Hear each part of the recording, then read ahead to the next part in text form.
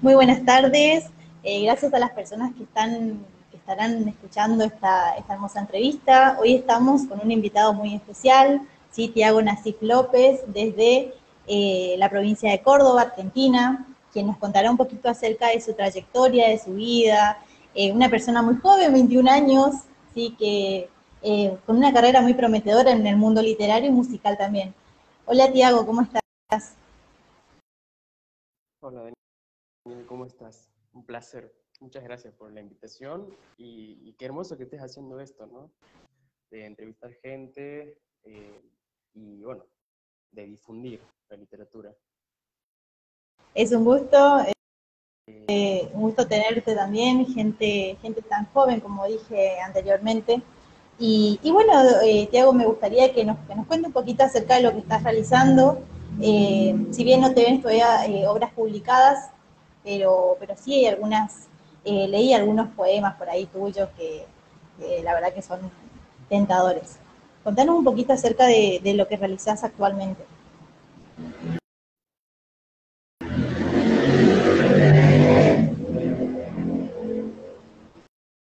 eh, Estudio música, vivo en Córdoba Capital, soy nacido en Santiago del Estero y mi profesión en realidad Acerca tu es micrófono, Tiago, soy compositor. entonces se te escucha mejor. Perdón.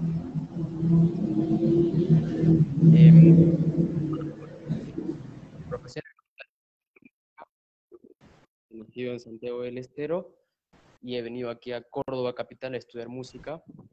Y bueno, esa es mi profesión. Y la escritura de poesía, que es lo único que escribo, es más bien algo así como que una herencia, podríamos decir, algo que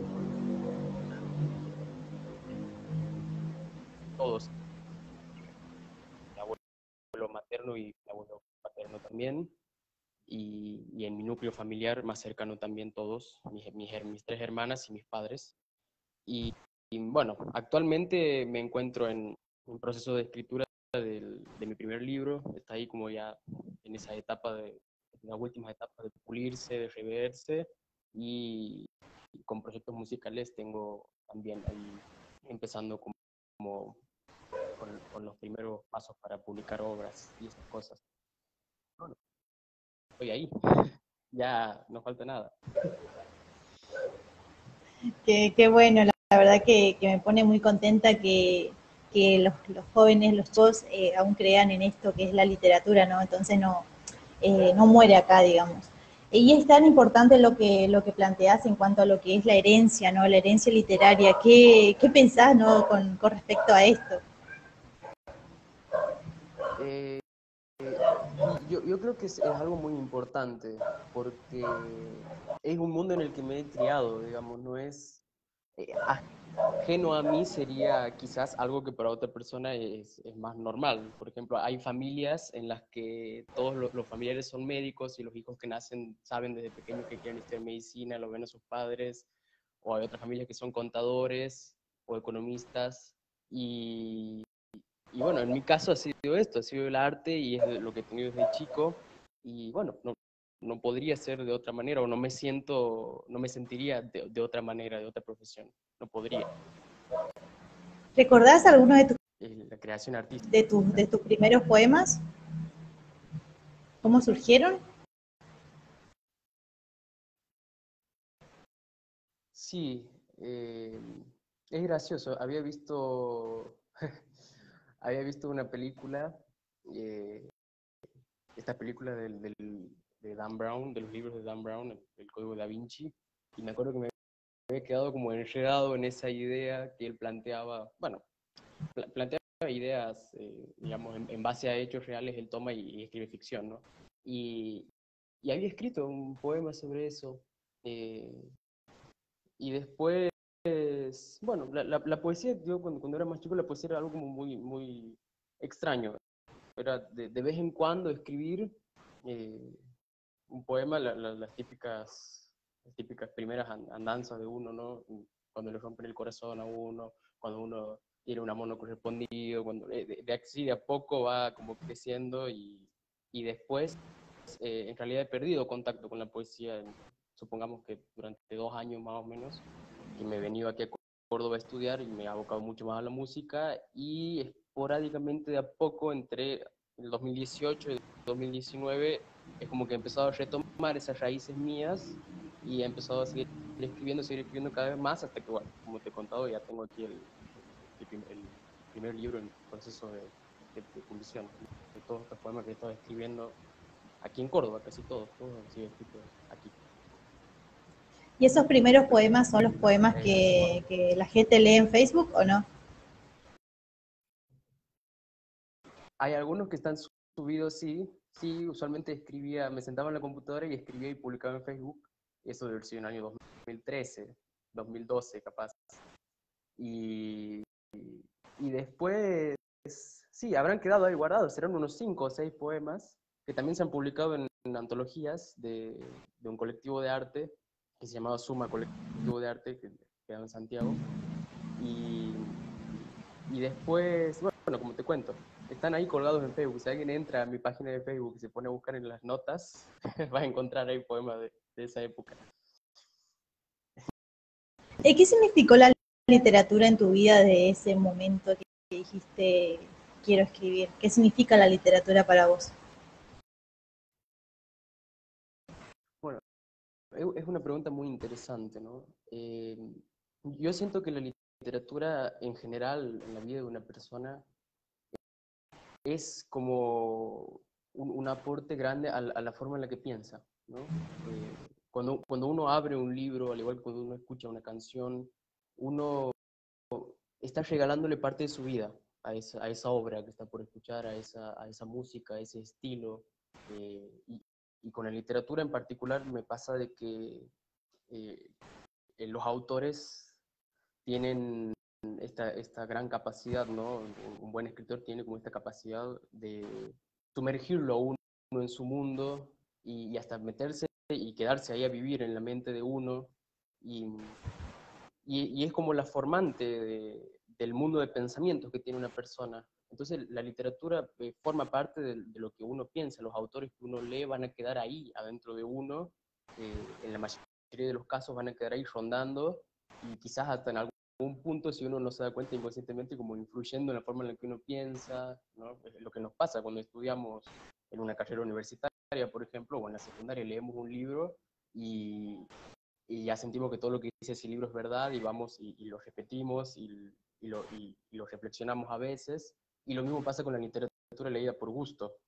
Como que uno, más allá de que sea ciencia ficción, más allá de que creamos que no pueden ser posibles las cosas que pasan ahí, esa chispa, chispa que tiene esa literatura queda impregnada en uno y uno la trabaja inconscientemente, ¿no?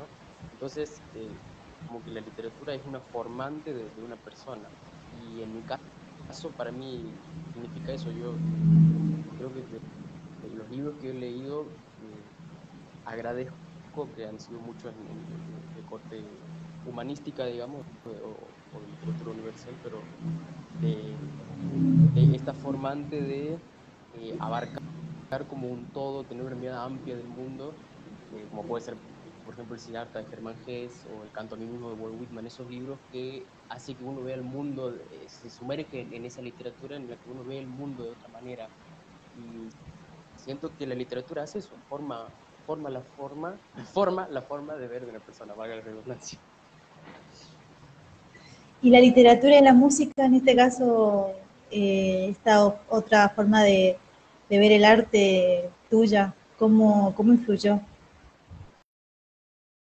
Bueno, la música es algo mucho más notorio aún que la literatura, ¿no? Una persona empieza a escuchar un determinado género de música y es como que se conecta con otras personas que escuchan el mismo género y quizás hasta arman como estos grupos urbanos en los que se visten de la misma manera, en los que empiezan a compartir las mismas tendencias, digamos, y saben que siempre están el uno para el otro, es como que se empiezan a hermanar. La música tiene esa capacidad natural de hermanar, de unir a las personas, porque es su cualidad natural, es cohesiva.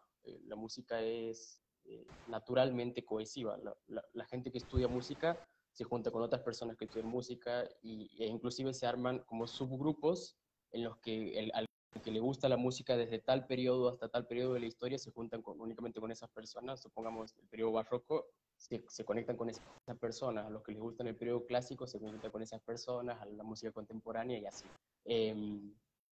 Es interesante eso, el cohesivo, el arte en general, ¿no? Y la música tiene esa capacidad de poder reunirnos a todos y cohesionarnos a todos, y por supuesto que afectarnos a todos también, ¿no? Cualidades, y por supuesto que esas cualidades se impregnan en cómo uno ve el mundo, en cómo uno piensa, en cómo uno siente.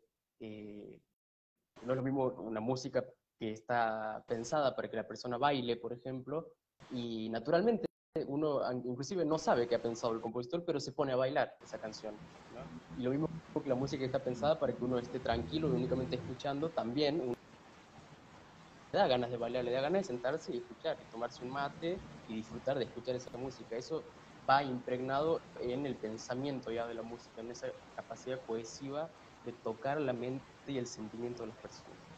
Y por eso creo que es, al igual que la literatura, son formantes, toda rama artística.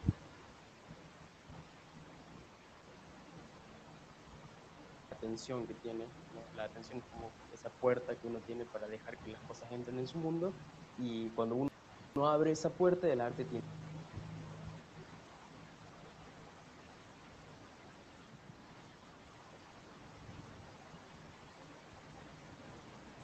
¿Tuviste la oportunidad de ponerle música a algunos de tus escritos? A uno solo. No soy, no suelo ser letrista de mi. En realidad no suelo escribir música con letras, si tenemos que partir por ahí. No suelo escribir canciones, digamos, de, de letra con, digamos, con cantante. Soy más de la música instrumental. Escribo hace mucho tiempo ya únicamente música instrumental, pero he escrito durante este año un solo, vamos a llamar un solo lead, se llama ese género, en la que hay en.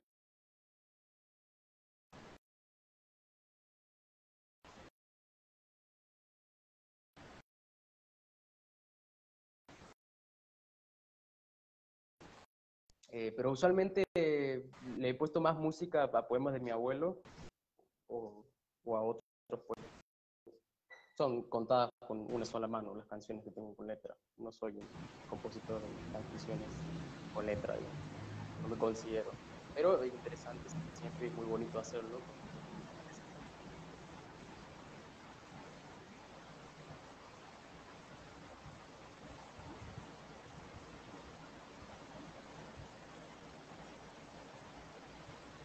Me gustaría saber qué visión tenés de los talleres literarios. ¿Has participado en algunos? Cuando era chico, mi mamá es una persona que dicta talleres literarios, y desde que soy chico ya siempre ha estado eh, ahondando en esos círculos. Ella dicta un taller de poesía, que lo viene dictando hace bastantes años ya, y, y bueno, cuando era chico asistía, ella también ha dictado talleres para niños, y yo compartía con otros niños eh, estos talleres, y creo que son muy interesantes, en el sentido de que uno va ahí y aprende de todo, ¿no? Aprende del profesor que está sentado y que corrige, tiene, digamos, como esa autoridad y esa visión literaria, esa carga literaria de poder corregir, de poder leer, releer y decirle a uno en qué podría pulir, ¿no? Porque en el arte uno usualmente no corrige las cosas, vamos a decir más bien que uno va como puliendo para tener un resultado más bonito, por así decirlo de alguna manera, más acorde a lo que uno está buscando decir, quizás, cuando se trata de poesía. Y en ese sentido, uno aprende de sí mismo, aprende del compañero que tiene, de los errores del otro, aprende de los errores de uno, aprende también de a poco empieza a aprender a refutar y a defender sus propias ideas frente a esa figura que en un principio es más autoritaria. También uno aprende a decirle, bueno, pero mira que yo quiero decir esto por tal o cual manera, y, y quiero decirlo así como está aquí, ¿no? Y en ese sentido, yo a los talleres que he asistido, sean de música o de profesores que saben muy bien respetar cuando el alumno está muy consciente de lo que está haciendo y hasta a veces lo llegan a felicitar a uno por decir, bueno, la verdad que está consciente y se nota que es justamente lo estás buscando a propósito esto y no es en ese sentido son muy ricos y muy bonitos de interactuar los talleres literarios.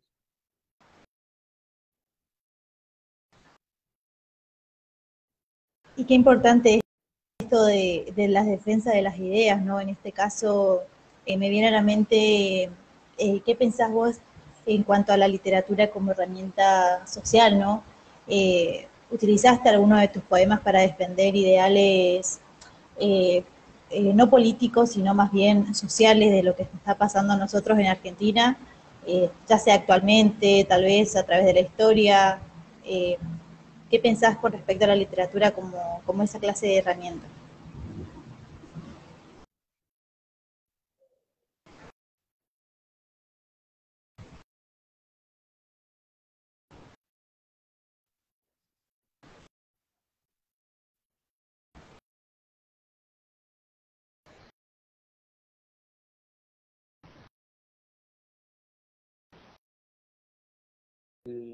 La misma capacidad que tiene cualquier rama artística,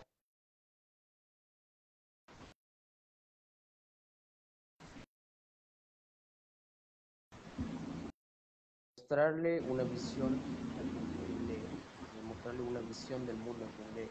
Y en ese sentido, por supuesto que puede servir y puede ser usado, y por supuesto hay muchísimos casos en los que ha sido usada de esa manera, al igual que las otras ramas artísticas, como herramienta de cambio, como herramienta de visión, como herramienta de expansión de algún tipo de visión frente a la sociedad. Y bueno, yo particularmente siento que por supuesto que se puede utilizar y como te digo, ha habido casos.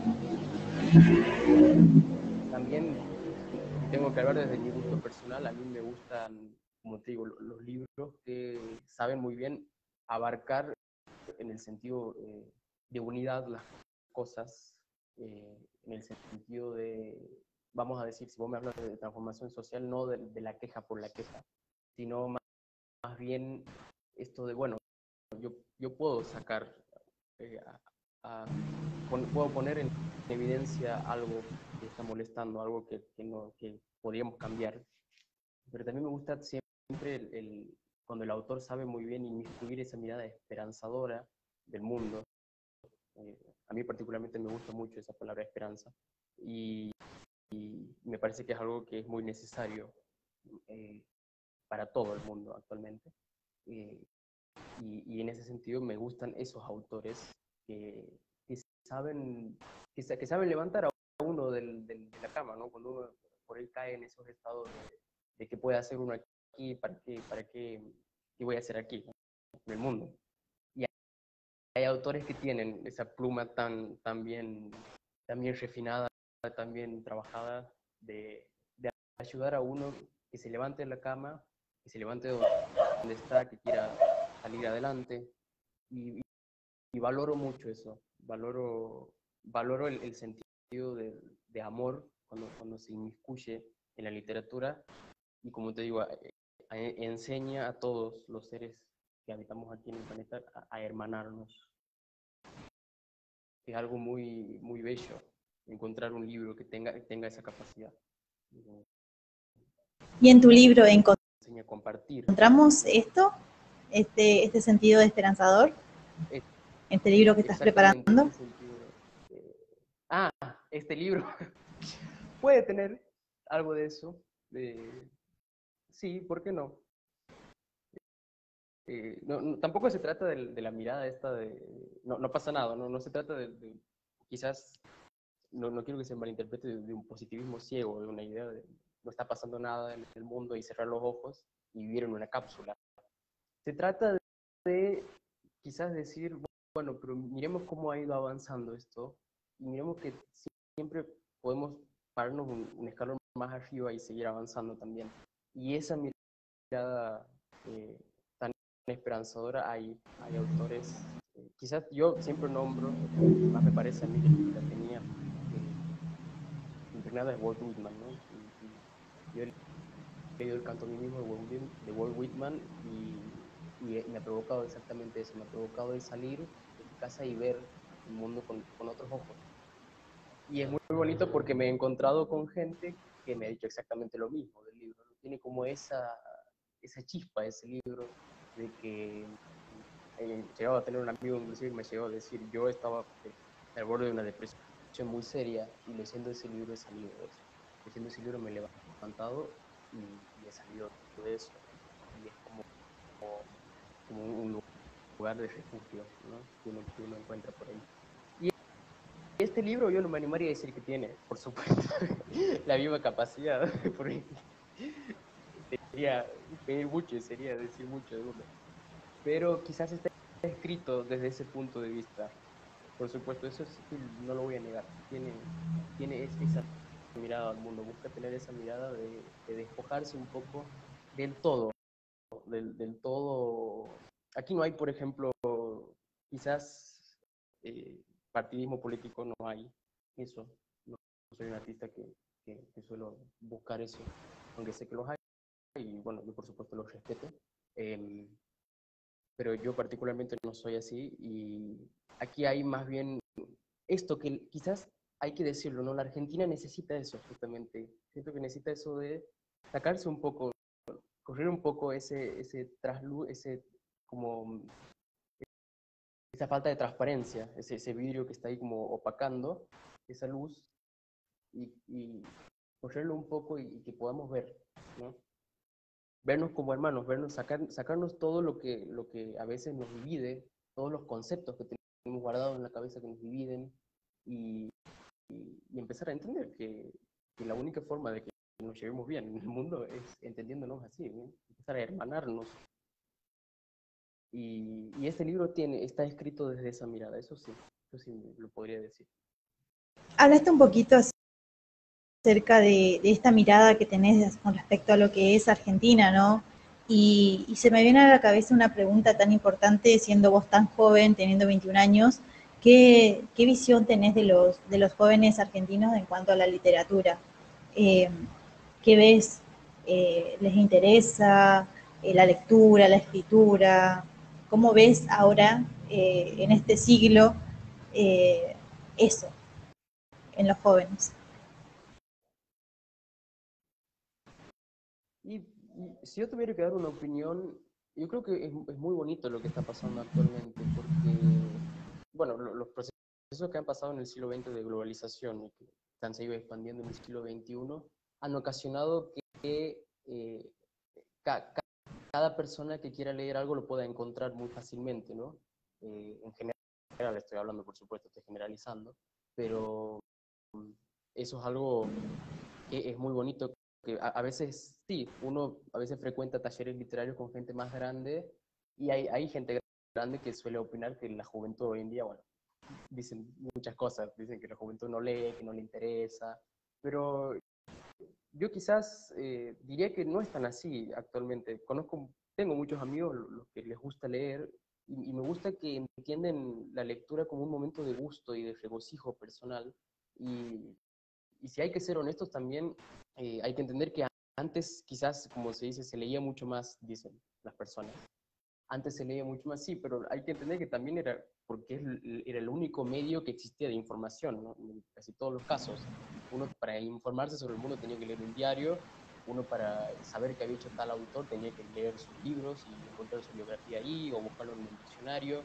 Y hoy en día ya ha cambiado eso, entonces como que siento que es un proceso muy hermoso de que la literatura, al igual que el arte en general, está llegando a ese punto para el espectador, para el lector o para el oyente, en el caso de la música, en ese momento de regocijo y de comodidad en el que es como que se libera de las tensiones del mundo, ¿no? Podría hacerlo una persona que le guste hacer esto, podría como liberarse de esas tensiones del mundo y entregarse a una obra y disfrutar y decir, bueno, hago esto porque me gusta, ¿no? Porque me gusta compartirlo con otro, porque me gusta leerlo a mí, pero y hay juventud hay juventud que está haciendo eso y yo lo sé porque tengo muchos amigos que desde jóvenes somos amigos y, o sea, desde más chicos y actualmente siguen en este camino y publican sus libros y estoy muy contento por ellos.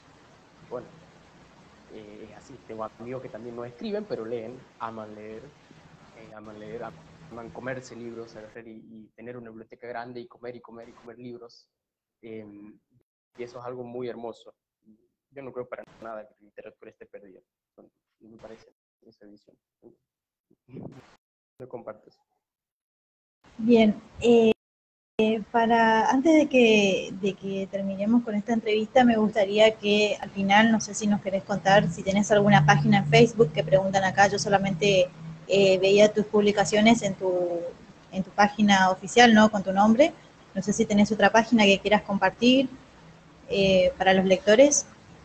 No, sí, tengo únicamente mi Facebook personal, Tiago Nassif López, y bueno, mi Instagram y mi canal de YouTube son lo mismo, Tiago Nassif López. Es bastante fácil encontrarme, digamos, en cualquiera de las tres redes sociales. Eh, ahí, ahí esporádicamente publico mis poemas y bueno, seguramente cuando salga el libro, cuando salga la música, por ahí va a salir publicado también. Todo lo, ¿Este nuevo libro lo tiene algún título o no todavía? Sí, se llama Lo Ecuménico del Viento. Lo Ecuménico del Viento. ¿Cómo? Eh, ¿Repetilo? un título que me deja conforme. Lo Ecuménico del Viento. ¿A qué se debe el nombre? Si nos puedes contar. Eh, ecuménico es algo que es universal, ¿no?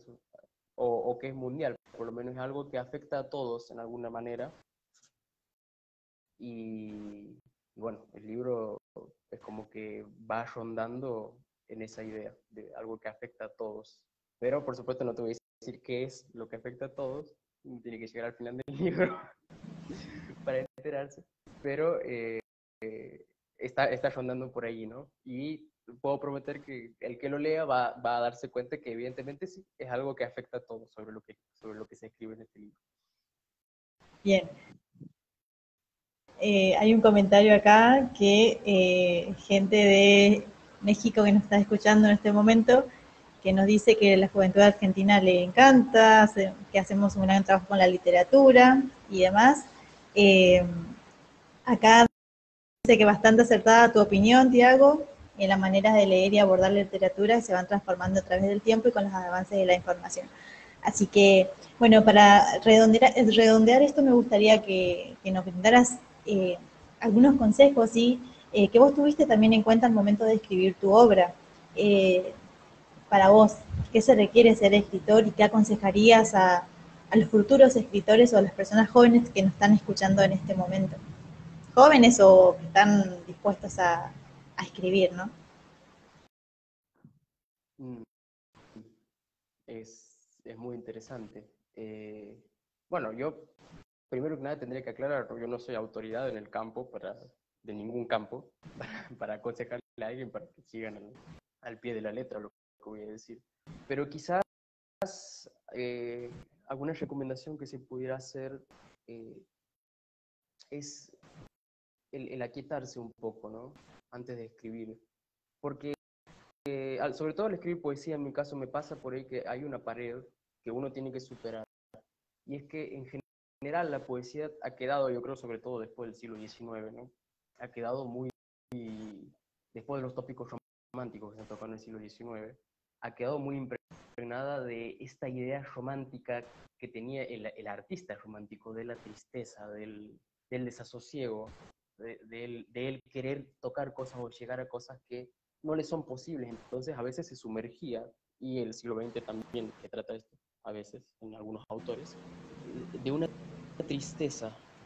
Y, y yo creo que a mí particularmente, y esto es algo muy personal, me gusta que si se van a tocar temas de esa índole, que se deje abierta una puerta de esperanza, ¿no? Como te he dicho recién.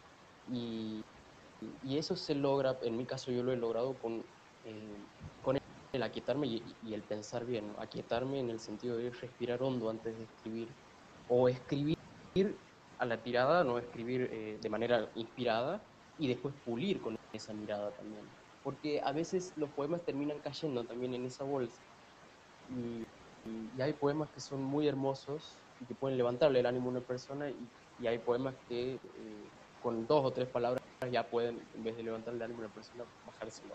Entonces, no digo que uno tenga que seguir al pie de la letra esto, pero siento que algo que es necesario que despierte en los artistas es como esa cualidad quizás moral, ¿no?